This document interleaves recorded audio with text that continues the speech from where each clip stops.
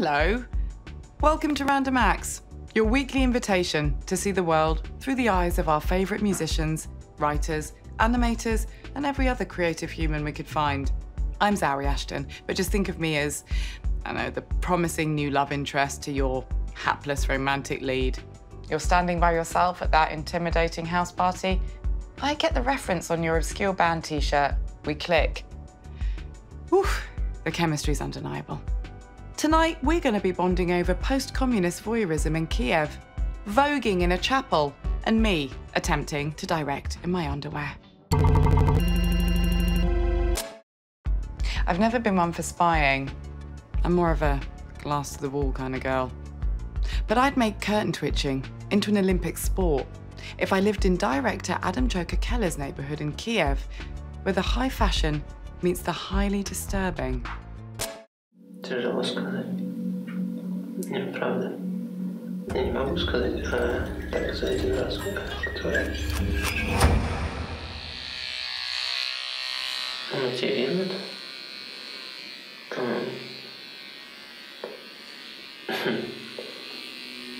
Безысходность.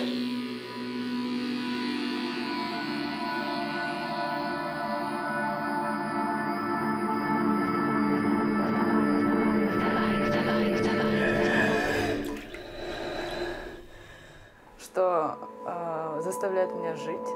Ну, наверное, первая причина — это то, что я все-таки надеюсь, что когда-то изобретут бессмертие. Люди смотрят, и я смотрю на людей.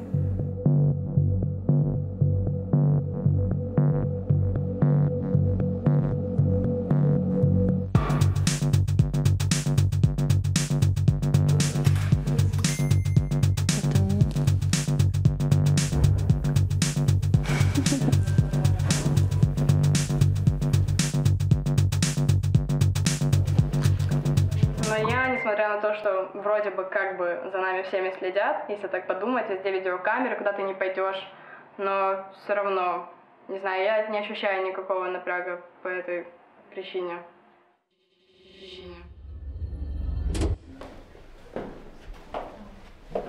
Ну, якщо брати моє покоління, як саме от якась така правильна свідомість спільна, я не знаю. Я думаю, що це якась типу інформація, яку ми просто ділимо. Це естетика, це блін.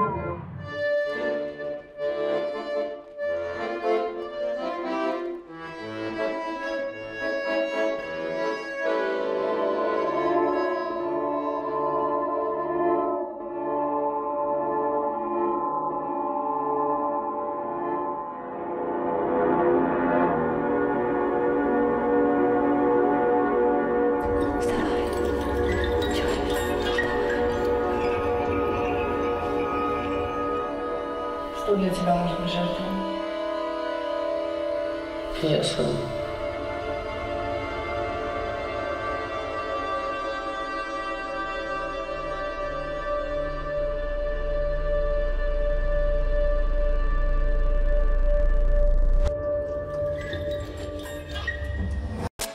Remember when you had to do work experience at school and tell your careers advisor what you wanted to do for the rest of your life, age 15?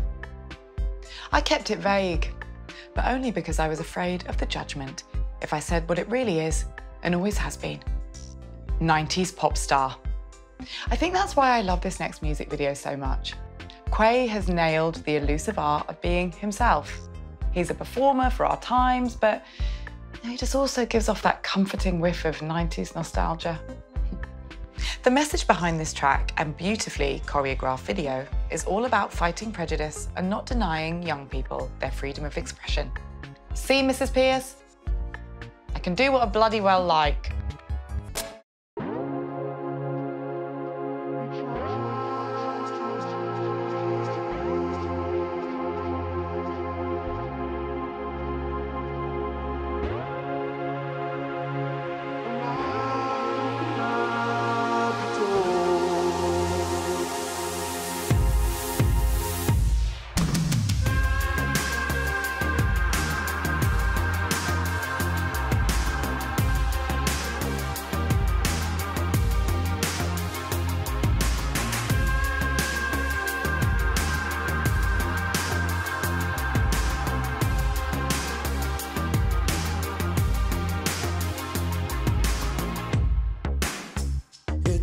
complicated, but it seemed like the right thing to do.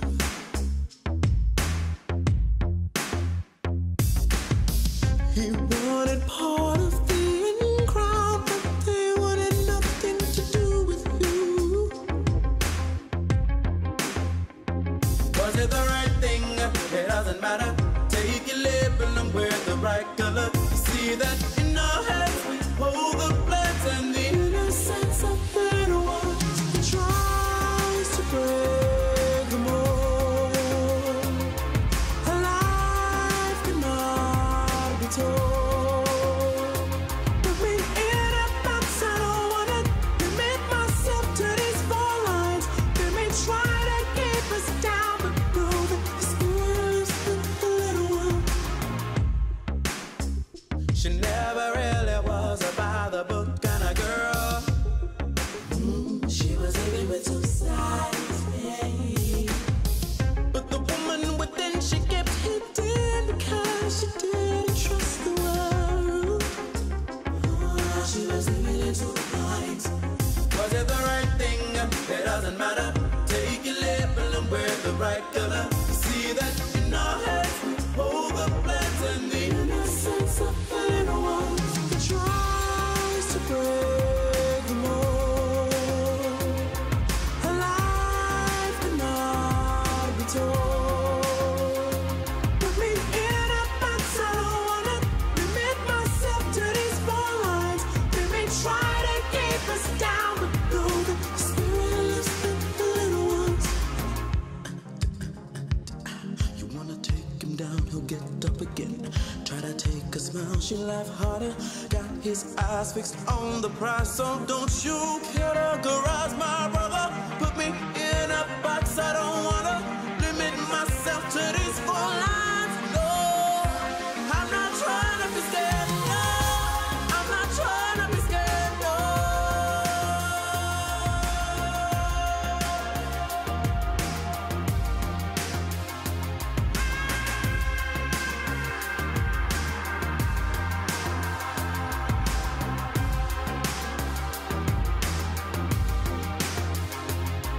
We try to break the mold. We try. Life cannot be told. Cannot be told, no, no. In a box, I don't wanna limit myself to these 4 lines. They may try to keep us down, but know that the spirit lives in the little ones. Love. It's a many splendid thing. But it's rare to hear people also talk about the disillusionment and remorse it can bring. I mean, one minute it's candy-coated promises and big heart eyes. Seems like the real thing. And then bam, your phone vibrates and it's the winky ghost emoji. These next 2 directors, Camille and Wessie, have assembled some very honest and very brave interviewees to make this little bleeding heart of a film. I'm the luckiest girl in the world because from the minute I was born, I was surrounded by love. It envelops me.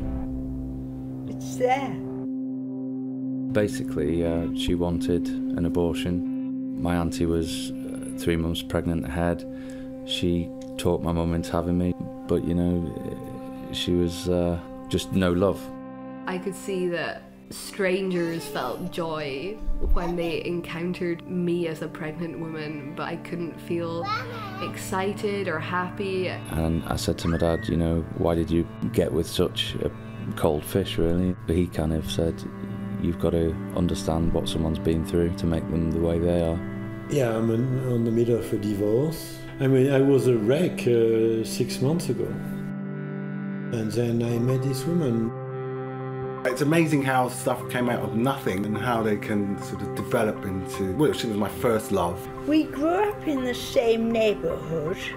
He was the best looking boy in the neighbourhood. I asked her for a dance and we danced. And we just do these crazy, beautiful, mad things together. And once, you know, teenagers have these evenings in where you kiss and all that sort of thing. Maybe you don't do it anymore, you just get down to the real stuff. Sleeping with her and waking up with her, you know. The animal side of it, you know, I need you, I really to fuck you. And John tried to kiss me, and I had a lot of... I threw it in his face. She's just stunning piece of work, this one. So that was his first attempt. Never experienced it again. It wasn't so much falling in love, it was, I'm home.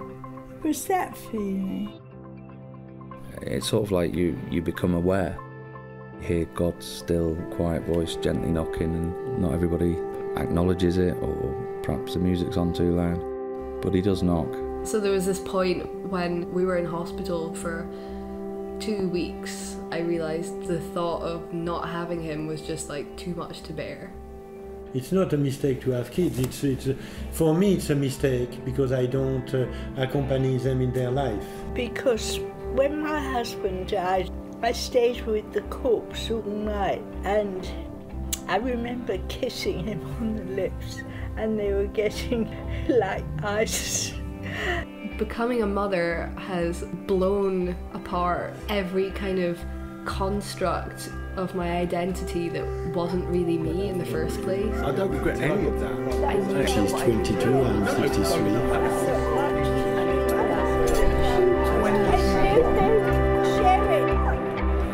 Every experience is good, and then to talk about it is better.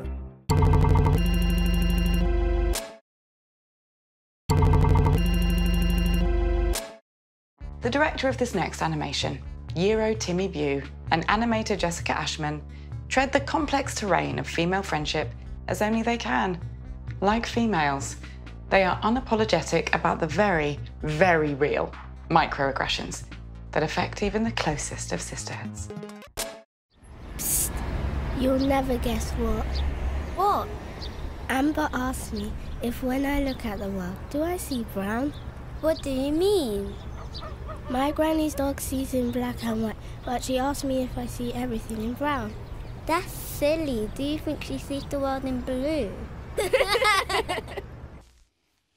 Cece, my darling, I cannot play with you. My sister's got the flu, chicken pox and measles too. Slide down that drain pipe, slide down that banister. I'll be your bestest friend, forevermore, more.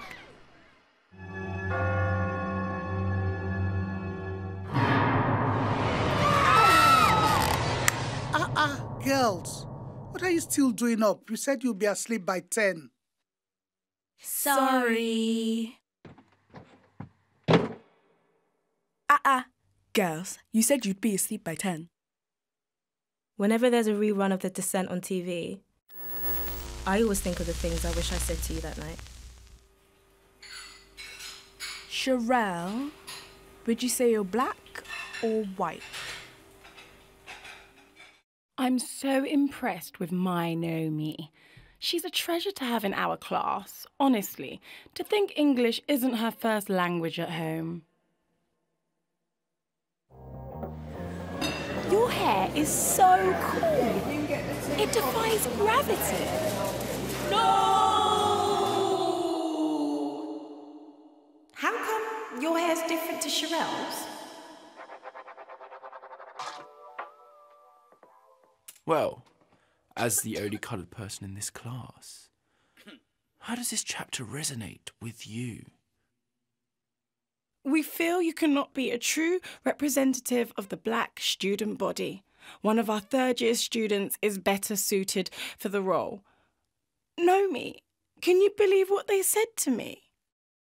Well, yeah. Oh, Sherelle, you've changed your makeup.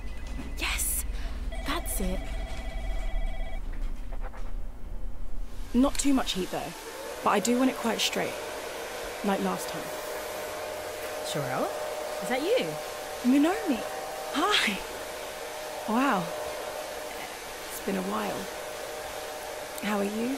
I've been good. How are you? Gosh, where do I begin?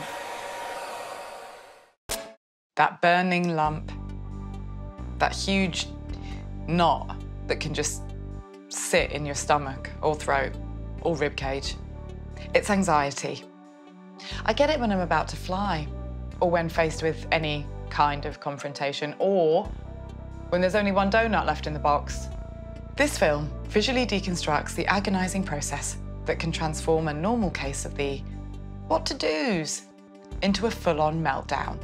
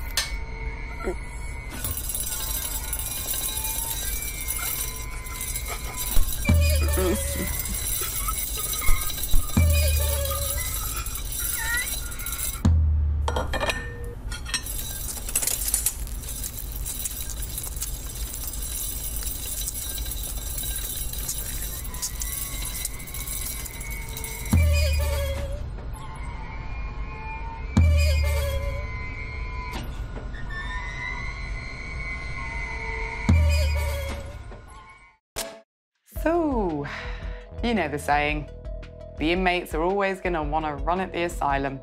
Well, you're looking at one of them. I wrote, directed, and produced this next film. And I'm also in it. And that's just mostly because no one else was going to get half naked for the kind of money we were offering. It's all in the name of art, though. Thankfully, my fantastic friend and gorgeous co-star, Morgan Watkins, is always up for some highbrow antics as well. I'm hoping it's an interesting take on a woman becoming comfortable in her own skin. But I'm going to let you be the judge of that because I'm going to hide under the duvet now. When you wake up,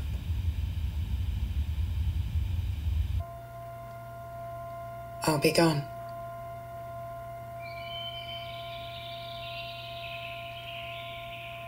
You asked me what I wanted.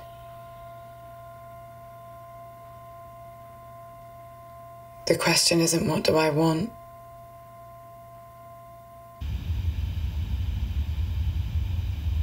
It's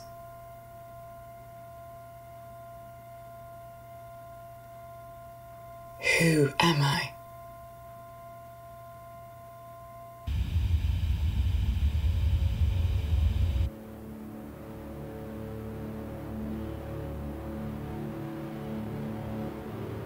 There wasn't anywhere left to hide.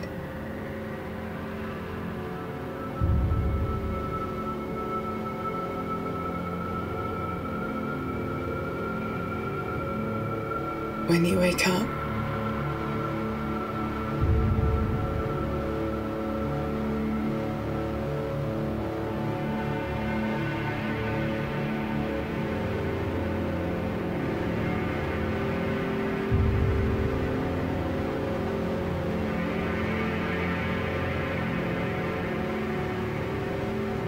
I'll be gone.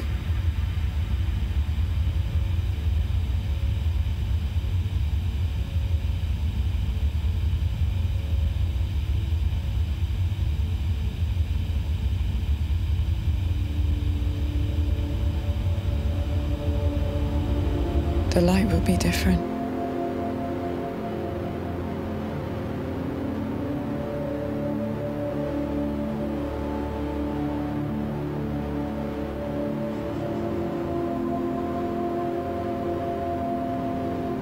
All of the moon, all of the stars, all of the sun will change. Because a part of them will shine out of me.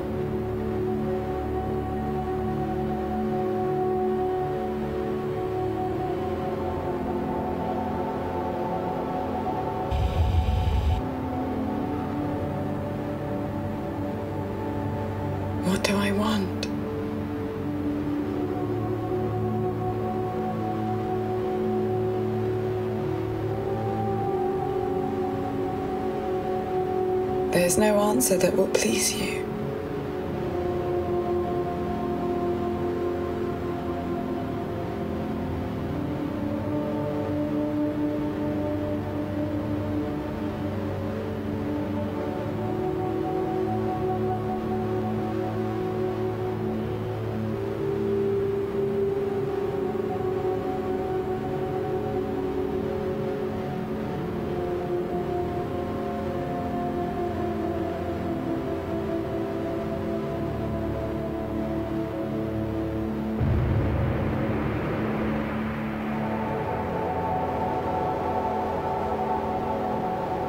Who am I?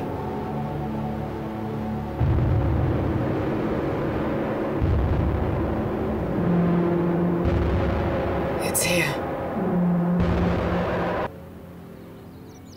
I'm touching it.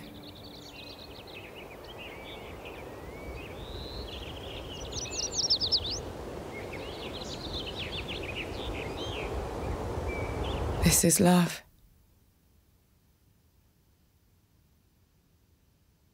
This is love.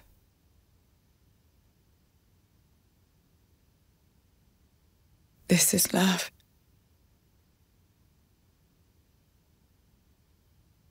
This is love. This is love. This is love.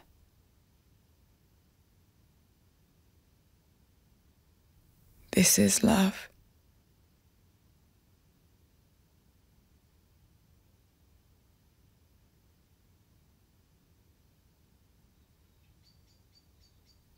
This is love.